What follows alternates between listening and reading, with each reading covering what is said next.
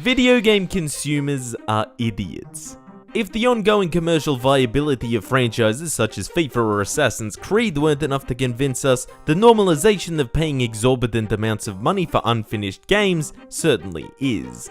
And I'm a sucker too. I've bought the last 5 FIFA releases and I paid money for Starbound before knowing what a disappointment that would turn out to be, but the phenomenon of early access is no longer a new and laughable concept. It's become something commonplace and almost expected in the digital online market. Looking through many of the new and upcoming games on Steam, you'll notice that a good chunk of these games are early access releases, meaning that they're allowed to suck now because the developers will definitely fix them in the future. A big concern for many gamers about the early access is that game developers are simply out to take their money and run, or that the game might end up being something that they didn't want in the first place. On the other hand, many are content to buy into these titles under the premise that they'll be better once updates roll around and once they finally hit their 1.0 release. So why has early access become so common over the years? Well, there's definitely a number of reasons, but it's mainly due to an overall shift in the games industry from being dominated by big developers with physical in-store sales to a totally digital and far more indie-friendly market.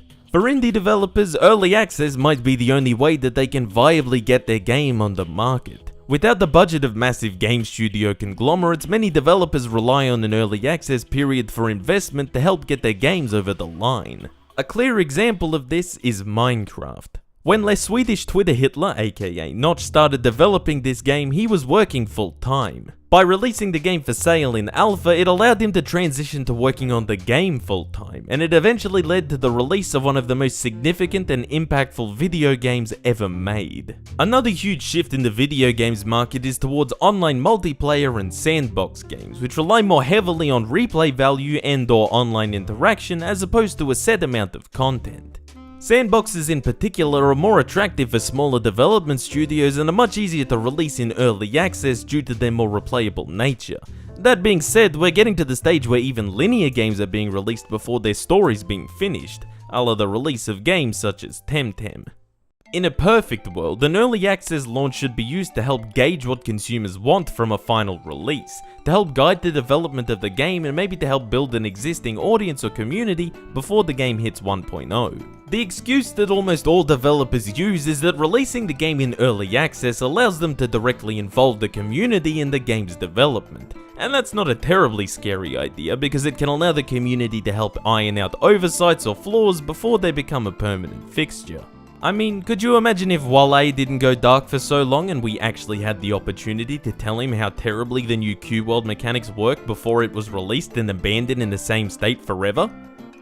I'm not crying, you're crying. Plenty of games have come out of their early access period just fine, despite many of them being stuck in it for years and years, and if utilized properly it can be a beneficial tool for both developers and potential consumers. Unfortunately, this is not a perfect world, and sometimes you'll see games release in early access, take loads of money, and then never really finish the game.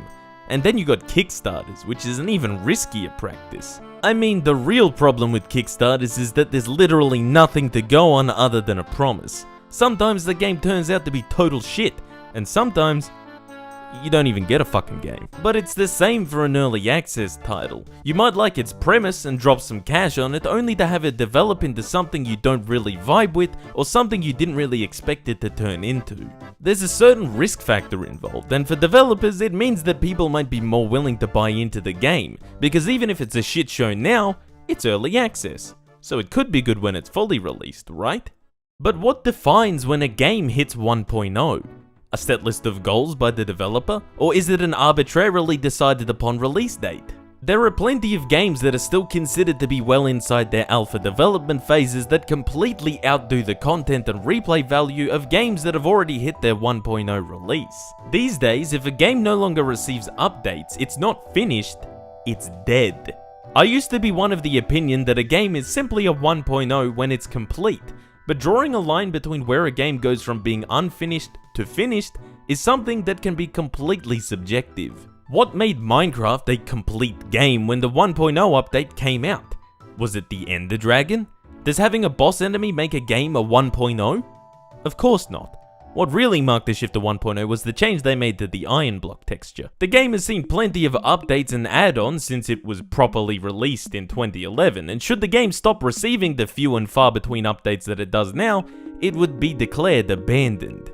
Developers should not be able to hide behind this facade that their title is an unfinished game, which should excuse it from criticism, because at what point can they justify charging us money for it? These days, especially with an online platform, games aren't really ever truly complete. With updates, patches, and DLC comes the expectation that a game on launch is not a finalized product. So what's the real difference between a supposedly complete game and something released in early access? The video game industry is in a totally different place to where it was 20 years ago, hell, even 10 years ago. The way that the online platform has grabbed a stranglehold of video game distribution, and how we see more and more indie studios carving out a place for themselves, has not only changed what kinds of titles we see, but how these titles are released and maintained. I think that it's important to consider that a game released in early access is in a lot of ways not all that different to a game released as a completed project. The shift away from store shelves to the online market has made the concept of a game being complete almost entirely null, and the idea of early access is simply a product of this. What I would encourage more often, however, is less promotion of the idea of, oh, well, the devs will fix the game later, as an excuse for games blatantly lacking content or being broken on launch. No matter how many times you tell me how good No Man's Sky is now, I'm not gonna go back and play that shit. If companies are happy to release their games in early access, then they should be happy for consumers to criticize their titles and should ensure that they at least have enough content to justify charging us for them, even if it's at a discount. And while we might often wag our fingers at early access for the unspeakable evils it has wrought upon us, remember that if it weren't for early access being a thing, then that lonely Swedish incel may never have been able to give us the greatest sandbox game ever made.